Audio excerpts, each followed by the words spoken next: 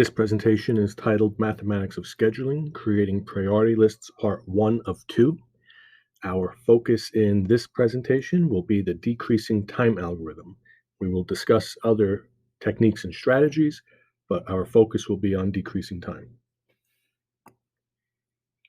So far, we've drawn digraphs and created schedules, but when we were doing so, we have been given the priority lists in the problem. So that is our new goal. Our goal is that we want to create the priority lists. How do we choose which task comes first and then which tasks should follow? So we have some considerations here, and that is, do we list our tasks in alphabetical order? Does that seem like a reasonable way to do things? Should we, sequence our tasks by the amount of time each task takes to complete?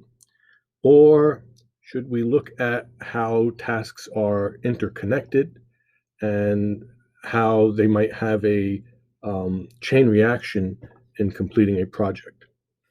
So we're going to address these first two in this presentation, and this one here will be part 2 of 2 because that is a different strategy. So the first one we said was alphabetize the tasks. Yes, we can do that, and it would be fine if all of the tasks were independent. When we say that they're independent, that means that the precedence list is empty, meaning that no task is dependent on any other task. And if that's the case, you can start any task at any time. As long as you had a processor available or a worker available to do the task, this is saying that no task requires a prerequisite task before it can be started. So if that's the case, you can alphabetize it just to give you an easy way to sequence it. But in mathematics, we often call this a trivial example. And we call it trivial because there's no real critical thinking here. There's no what's going to slow down the project, because you can start anything at any time. So that's the first of the strategies. And the second strategy is to complete our tasks by the time they take to process. So this is going to introduce us to the decreasing time algorithm, and that is the focus of this presentation. So you see in this list we have preceding tasks. That means that task A cannot be started until task B is complete. Task B could be started. It's not waiting on anything, so this is an independent task. It's not dependent on anything else. And we see that there are other tasks here that are dependent tasks. And we have a little reminder of our vocabulary. Dependent tasks are tasks which require the completion of other tasks as a prerequisite. In class, you might have heard me say you wouldn't put the roof on a house before the foundation is poured or before the framing is done. It just doesn't make sense. If there's no frame there, there's nothing to put the roof on. So the roof of a house is dependent on the foundation being poured and the frame of the house being up before you can even start doing the roofing. And that's what we mean here. The task has to be completed. B must be complete. It can't be on its way. It can't be in the process of being done. It has to be 100% done before we can go on to task A. And our strategy here is to list these tasks in order of time. That is what the decreasing time algorithm says. If we try to get the tasks that take the longest amount of time out of the way as early as possible, then maybe that would reduce the amount of delays that we'll encounter in completing a project. Now, there are more efficient ways to schedule. Right now, our focus is the decreasing time algorithm, and after we've gone through this process and learned how to use it, we will find even more efficient ways to plan. The benefit of the decreasing time algorithm, it is relatively easy to figure out. You're just sorting numbers. So let's look at what our priority list is going to look like. Since 15 is the largest number, task E should go first, and that's what you see here. Task E is first. The next largest number is 13, so we're going to list task A second. And if you go through this list, you keep finding the next longest task to complete. Now, sometimes I get a student say, well, what if two tasks have the same amount of time?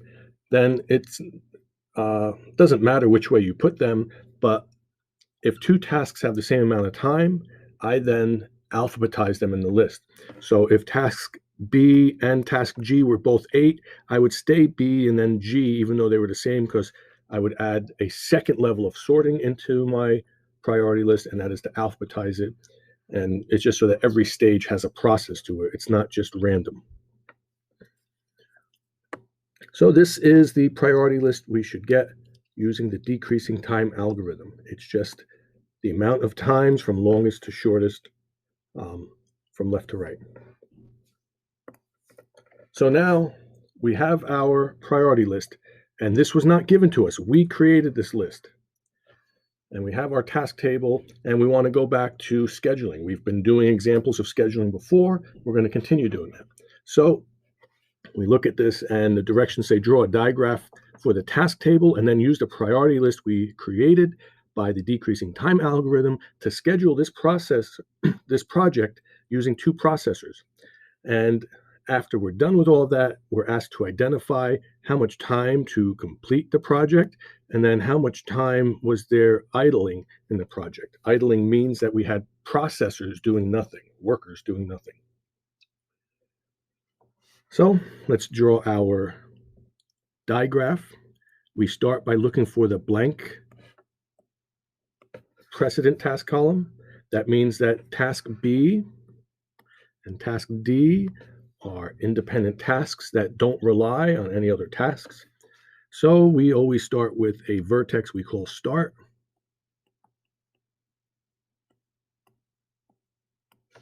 Because start requires no time, it's just saying, all right, we're going to begin this job. And start gets connected to our tasks here that have no precedence, so they can be started right away. So we have task B and D.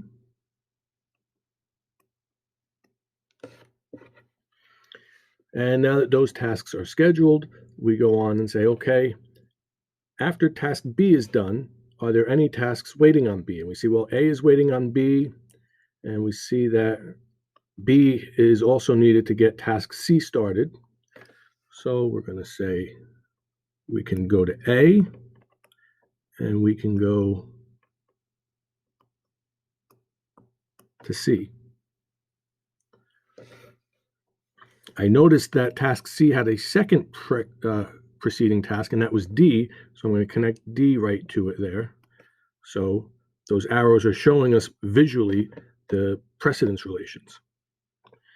So far, I have A, B, C, and D in my graph. I've scheduled all of those. I'm going to continue with my list. I see that task A is a precedent task for F, so I'm going to go from A to F. I see that task D is a precedent for E, so I'm going to go from D to E. And I see that task C is a precedent for G. And now all of my tasks are scheduled. So points that have arrows in but no arrows out need to get connected to the end vertex.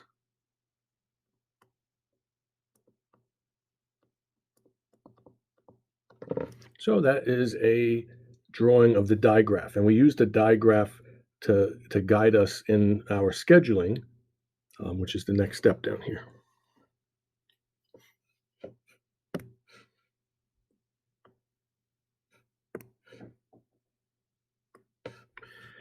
So we're looking at our priority list now, and we're going to start by looking at task E, and we say that's the first task in our priority list. We would like to schedule it first, but when we look at our digraph, we see that E cannot be done until D is completed. We can also get that from the table here. If my focus is on E, I cannot schedule it until D is completed. So momentarily, I'm going to skip task E, and I'm going to look at A. I'm going to say, can I start task A right now? And when I look at A, I say no, because it needs B to be completed. That's not completed yet. So I look next in my list, and that's task C. C needs B and D completed. So no, I can't do that. I'm skipping over that. Next in my list is task B. B has no precedence tasks, so we will schedule B as the first task to be completed. It is 8 units long. I'm going to use these to count by 2. 2, 4, 6, 8. And this is the time slot, which goes to task B.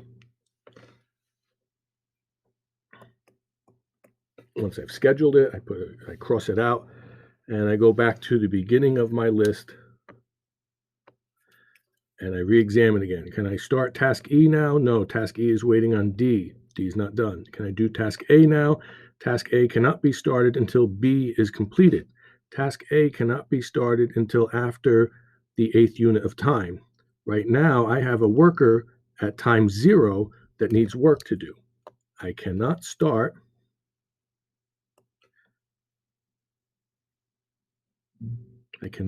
task A at this time 0 when task A needs task B to be done, and B doesn't finish until the 8th unit of time here.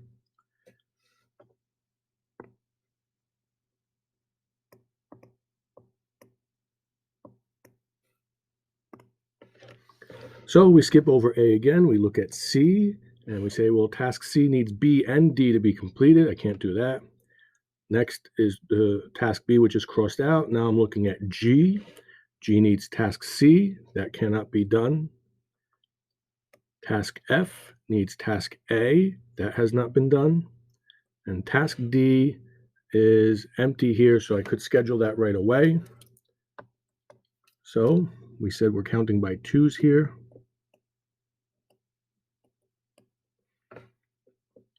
I can cross out task D. Now I go back through my priority list, and we repeat this process over and over. It's an iterative process. So task E needs for task D to be done. Well, task D is done here, and the processor that's ready to go is processor 2 at time 2 is ready to go. Processor 1 is going to be working for 6 more units of time. So we say, yes, we can schedule E. E is going to be 15 units of time. 2, 4, 6, 8, 10, 12, 14, and then a half makes 15.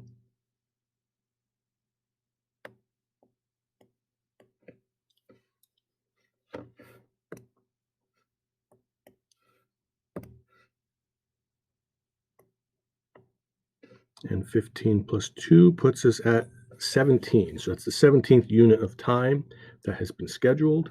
I can now cross out task E. And I see that my next processor that's going to be ready for work first is processor 1 at time 8. So at time 8, we come over here, we say, can we do task A right now? And we look and we say, task A just needs task B. Well, task B is completed at time 8. So yes, we can now, right after B is done, we can schedule A. That's 13 units of time. 2, 4, 6, 8, 10, 12, 13. This is task A. I can cross it out from my list. 13 units of time added to 8 puts us at 21.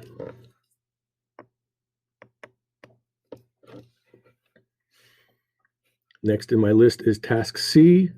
When I go back to my precedent table here, I see that task C needs B and D to be done. Well, the first processor that's going to be ready to go is right here at time 17. That's processor 2. At that time, are both tasks B and D completed? And if we look back, we say, yes, B was completed at time 8 and D at time 2. Those are both before time 17. So we can schedule task C, which is 11 units of time. So we have to remember that the half is 1, and then each of these boxes I'm using is 2. So 2, 4, 6, 8, 10, plus that 1 gives me 11. And we'll put C here. 11 plus 17 puts us at 28. We can cross C off the list. Next, we want to look at task G. G requires task C to be done, but I'm looking back here to give processor number 1 something to do, and processor number 1 is ready to go at time 21. C won't be done until time 28. We can't schedule G. We skip over and we look at F. F requires task A to be done, and we see that task A is the one that processor 1 just finished, so it can move from task A to task F. Task F is 6 units of time, so 21 plus 6 will put us at 27. I can cross F off of my list. And I cannot start task G until C is done. So this little section here is called idle time, because that processor, that worker, cannot start any other jobs until task C is complete. And then once task C is complete, they can put task G into process. So task G is 7 units of time, 2, 4, 6, 7, and we're going to write task G in here. And this line is 28 units of time plus 7 puts us at 35 units of time, which means that processor number 2 is doing nothing for this last segment of time. And we can say that we have here 1 hour of idle time for this block, and here 7 units of idle time for this block. So we're going to answer the final questions here, which is how much time to complete the project. We're going to say that the finish time is 35 units of time, and that the idle time is 8 units of time. We see we had 1 unit here and 7 units here. And that answers everything in this description. We have the digraph, the schedule, and we identified the finishing time and the idle time.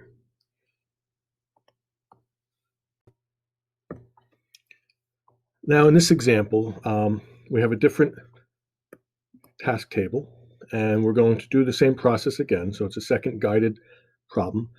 First, we have to create our priority list, and we're doing this using the decreasing time algorithm. So if we look at this list, we can see that 7 is the largest amount of time for any task. So our list will start with B, then C, then E,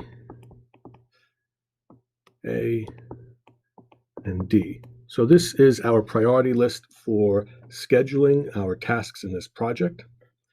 And now as we go on to the next part, which is the scheduling, we're going to say, well, can we do task B first?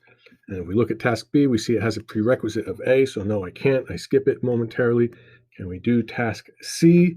No, that also needs A. Next in the list is E. That requires 2 other tasks. Finally, we get to A. We say, yes, we can schedule it because it's got no preceding tasks. And task A requires 3 units of time.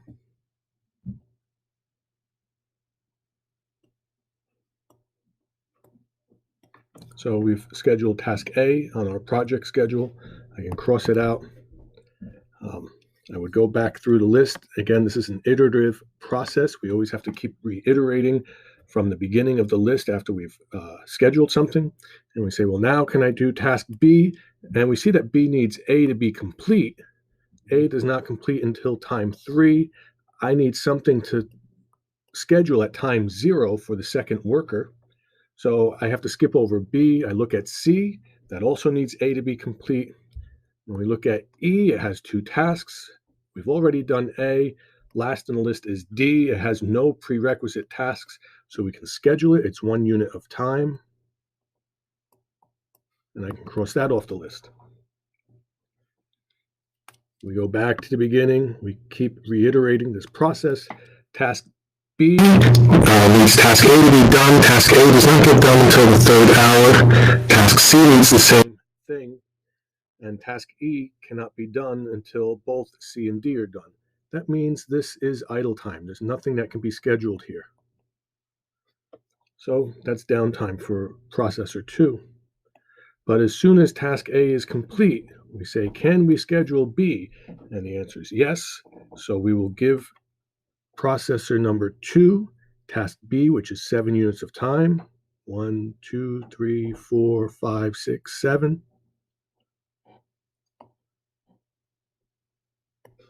That brings us to 10 units of time for this project so far. I can cross B out. Next, we look at C, and we say C needs A to be scheduled.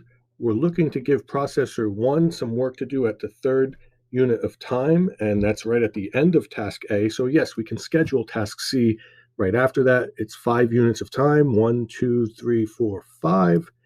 Task C, 5 plus 3 is 8. So the first processor or the first worker ready for their next job will be processor 1, and they will be ready at the 8th unit of time. And the only task left is E. And we say, can we schedule E at this time here? Well, if we look at the list, E needs both task C and task D to be done. Are both tasks complete by the 8th unit of time? And we look and we say, well, yeah, task C is completed here and task D completed all the way back here. So they're both completed, which means that E is ready to be scheduled. We can tack that on to processor 1's workload. It is 4 units of time. 1, 2, 3, 4. That brings us to 12. And that means that this last block here is idle time for processor 2. And we can finish by saying the finish time was 12 units of time, and the idle time was, we have 2 units of time here idle, 2 more there, so a total of 4. And again, as we continue to explore other techniques for creating priority lists, our goal is to try to reduce our idle time and to reduce our completion times without having to change anything else but rearranging the tasks, finding a more efficient way to schedule them. Okay, so, and then the last part of this that I left out was the digraph. We can draw that. I just wanted to run through an example without the digraph to show you that we could use either the digraph or the table and accomplish the scheduling. So let's draw the digraph next.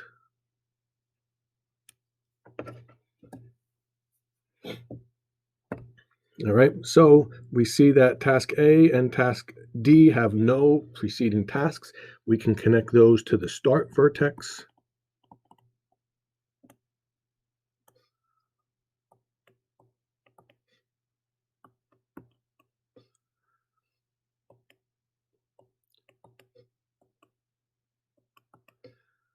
Now that those are scheduled, we see that both B and C need to be scheduled off of A. So we're going to say B and C. Now I put B up here and C down here because I saw that C is also going to be connected with D when scheduling task E. So I wanted C and D to be next to each other for doing task E. That's something that comes with some trial and error. You start to look ahead and see how to place things a little more efficiently.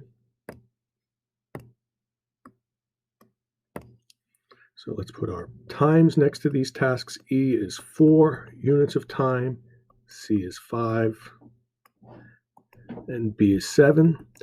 And we said any task that has an in arrow, but not an out arrow, needs to go to a vertex called end. And there's our digraph. So we have our digraph, our schedule, and our finishing time and idle time, and we had our priority list written at the beginning. So let's look at an application problem. Here it says you're going to remodel a kitchen in your home. Consider the list of tasks outlined in the project description below. 1, we want to create a precedence table. 2, we want to create a priority list using the decreasing time algorithm. And things we should consider are we want to identify the tasks which must be completed in order for other tasks to be started. And then in red here, I say, for example, would you paint your walls after your new floors and cabinets are installed? And we see our messy painter dripping paint on our new floors, and we say, no, we don't want that. So we want to take these things into consideration when we design a project precedence table of our own. And this is just meant to be kept as a simple example. We can obviously complicate a kitchen remodel with nuanced details. We just wanted some simple tasks to put up to show what does it look like if we were to do this in real life with a project. We just want to keep it simple for this example. So we're going to demolish. We'll use symbol D, give it 4 hours of time. We'll install kitchen cabinets, symbol K, 3 hours of time. Paint the walls, symbol P, 5 hours of time. Floors is symbol F, 12 hours of time. Countertops and backsplash, we use symbol B, 6 hours of time. Faucets and hardware, we'll call H with 1 hour of time. And appliances, we'll call A with 2 hours of time. So in the next, you can pause here. You can try drawing your own table, and that's just good practice and saying, this is how I would have set up the table. But think about it. Think about like what we have here in red. What things should we mandatory require to be done first before we start new tasks? I should have painting done before I bring new wooden cabinets in or nice floors on the floor. So here, this is the table I came up with, and yours might be different. And the only place it should be different is in this last column, what you decided as preceding tasks. Everything else, the task names, the symbols, and the time should be the same, but this is the only place where you might have some difference. And I say that's fine as long as you really gave it some thought and consideration as to why you did or did not require certain tasks to be precedence tasks. With that said, our priority list should be the same because we're just using the times that we were given. So we should be able to come up with the same priority list. And our next task is to draw the digraph. So again, you can pause here, you can draw your digraph, and then when you unpause and you take a look at your digraph, it should look something like this. If it's different, it should only be different by the way you placed your vertices, but they should be the same as far as which points are connected. So again, use my table here to draw your digraph so that we can stay on the same page moving forward. If yours was a little bit different, that's fine. But moving forward, let's use the same table. Using that table, this should be your digraph. And if it looks different, as I said, the connections, the arrows should be connecting between the same vertices. Now that we have that and our priority list, we can go on and schedule this project on a timeline. And I don't need my table in front of me because all of the information is on my digraph. So we did a scheduling example with just a table before. Now we're going to do a scheduling example just looking at a digraph. And in our list, we see that our first task we would like to schedule is F. But when we look at the digraph, we see that F is here and cannot be started until D is completed.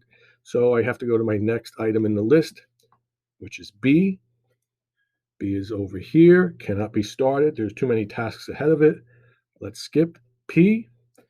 P is here and is dependent on D. And then we get to D and we say, yes, this is connected to start. I can schedule it. It's 4 units of time. 1, 2, 3, 4.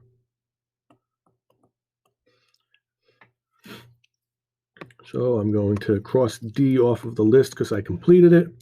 And we go back to the beginning of the list and say, can I do F, B, or P? And the answer here is no, because we see that there is a single vertex here that all other tasks are waiting on, and that is the demolition part of the job. We have to pull out all of the old cabinets and appliances and all of that preparatory work before we can do anything else. So this is going to be idle time for worker number 2.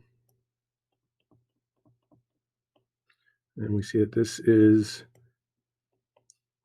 the 4th hour of the day because we measured these tasks in hours. Great.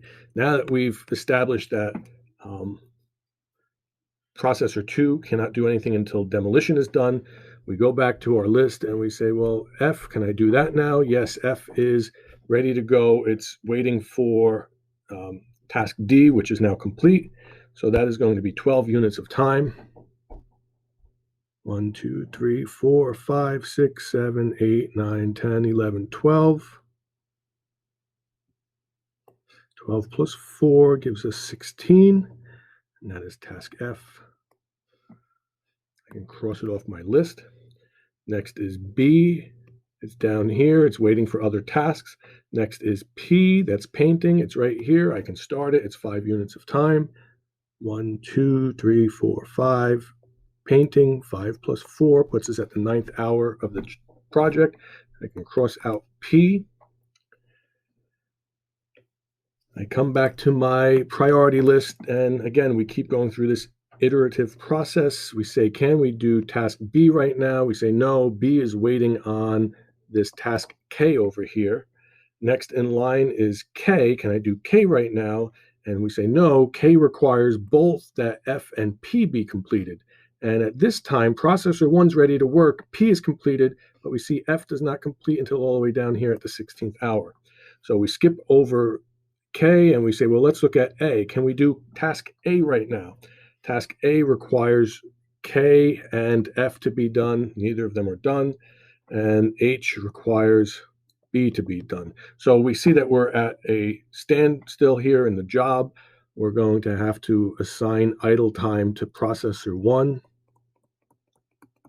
all the way to the 16th hour of the project. And once that's done, we come back and we say, let's go through this iterative process again.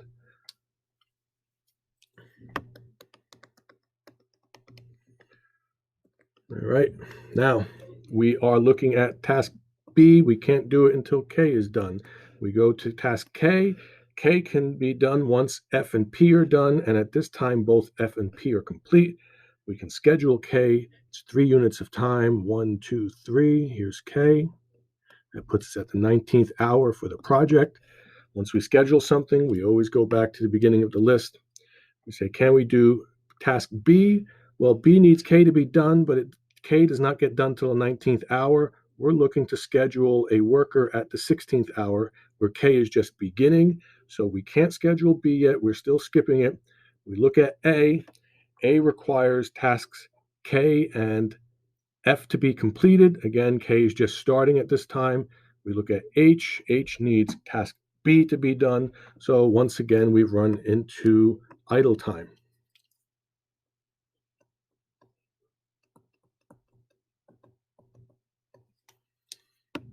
Okay, so now that we're here at the 19th hour of the project, we look at task B and we say, can we do this now? Yes, because K is complete. Task B is 6 units. 1, 2, 3, 4, 5, 6.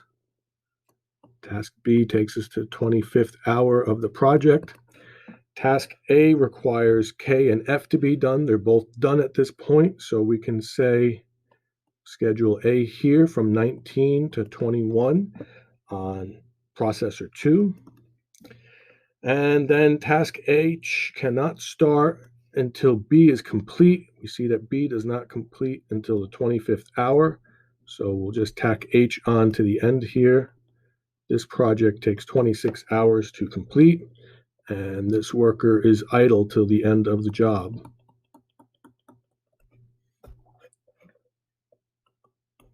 So for this project, we see that we have a finishing time of 26 hours, and we have idle time here. We have 4 hours of idle time. From 9 to 16, that's 7 hours of idle time. From 16 to 19 is another 3 hours of idle time. From 21 to 26 is another 5 hours of idle time. If we add that all up, we have 19 hours of idle time. So that's just the nature of the project. There are too many tasks that cannot be started until preceding tasks are done. We could explore, what if we had a third worker? Would that help? It does not always help, because if you can't start the next job, you just have an extra worker standing around with their hands in their pocket. So we do explore using a third processor to see if it helps. Sometimes it will, sometimes it won't. And in the next slide, we will look at a 3-processor example. So we have our digraph, and the instructions say use the decreasing time algorithm to create a schedule for this project using 3 processors. So let's start by writing our priority list.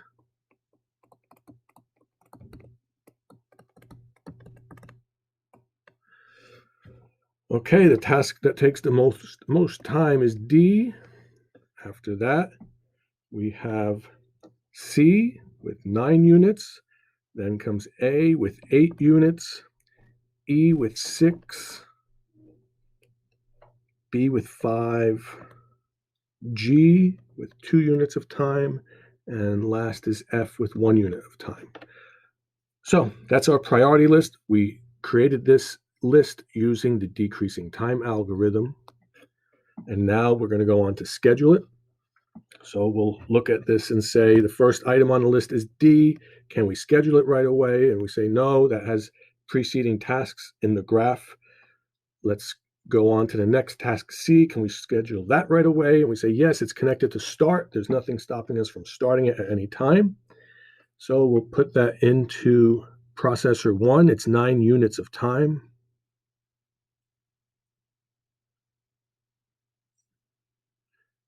I'm going to count by 2s here. So each box is 2, 4, 6, 8, and then half a box is 9. And this was task C. I'll cross that out. We go back. We say, can we do D? No, D still has preceding tasks that have not been completed in the digraph. Next on the list is A. A is connected to start and takes 8 units of time. So I will schedule A right here. 2, 4, 6, 8. That's A. I can cross that off the list. Once again, we go back to the beginning and we say, can we do task D? We say, no, A is complete, but B is not. Both of them feed into vertex D. Both must be completed before I can start vertex D. So I need to skip task D again. Let's go to the next one in line, and that's E. E is waiting for C to be completed. C does not complete until the 9th unit of time. We're looking for a task to give to worker number 3, and we're at the 0 starting time here. So I can't assign task E yet. Let's go to the next in line. That's B. B is connected to start also. So I can start task B at any time. It is 5 units of time. 2, 4, and half is 5. Task B, I can cross it off the list. Once again, we go back to the beginning of our priority list. And we say, can we do task D now? Task D is waiting for both A and B to be completed. A does not complete until down here at the 8th unit of time. B is complete at the 5th unit of time. Processor 3 or worker number 3 is ready to go at hour 5. I can't do task D at hour 5. It can't be started until both A and B are done, which is at hour 8. We look at the next task in our list, which is E. E needs task C to be completed. Well, that doesn't complete until the 9th hour. Next in line is G. G needs E. I haven't scheduled that. And after that is F. F needs D. So we have nothing we can schedule right now. So we go back and we say, well, what would be the first thing that we can schedule? Nothing can go right now. But when both A and B are complete, we can schedule D. So that means that we're going to make this idle time here. A and B are both complete here at the 8th hour. I can now schedule task D, which requires A and B. That's 12 units of time.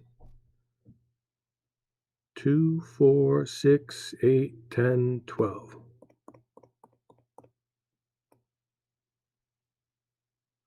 That is task D. 8 plus 12 brings us to the 20th hour or unit of time for this project. We can cross out D off of our priority list. Next in our list is task E. Task E requires C to be completed. Can't do that now. Let's look at G. G requires E to be completed. Can't do that now. Let's look at F. F requires D to be completed. Once again, we are at an idle time. Task A ends at the 8th hour. It needs to be idle until the 9th hour. And at that time, once task C is complete, then we can go back and schedule task E, because we showed that task E is waiting on C. Task E is 6 units of time. So we're going to go, this is 1, and then that box is 2, so we're at 3. Another box of 2, that's 4, 5, and half a box, that's 6 units of time for task E. It finishes here at 6 plus 9 is 15. Now we go to the next item in the list, that is task G. Task G cannot start until E is done. That's not going to be done until the 15th unit of time. And F cannot start until D is done. That's the 20th unit of time. So it looks like once again we have idle time.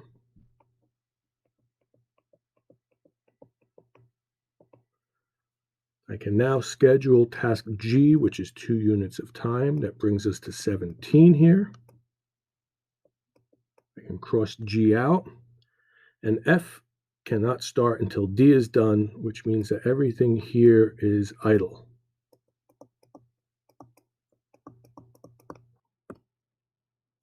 So at this time, we can schedule F with any of the 3 processors. It's 1 unit of time. So I'm just going to put it on the top processor here. These will be idle time. This means that our complete project was finished in 21 units of time. We can write that finish equals 21. And now we just want to go back and identify all of the idle time. So as we count up all of the units, we see here we have 3 units of idle. From 9 to 15 is 6 units of idle time. From 17 to 21 gives us 4. From 15 to 21 gives us 6. And here's 1. Oh, and I almost missed 1 over here. Altogether, we add them up, 3, 4, 5, 11, and 21. So there's just as much idle time as completion time. So again, we would like to be able to find a more efficient way to schedule these tasks, and that will be the goal of the next presentation. Our next topic is called the critical path algorithm. So we will revisit these problems with a more efficient way of arranging our priority list. As we said, the decreasing time algorithm is just a simple one to find an order with. The next one, called the critical path algorithm, will require some analysis and backtracking. So watch the video, pause it, take notes. We've worked out some problems, and I've uploaded some assignments with answer keys so you can practice this topic on your own.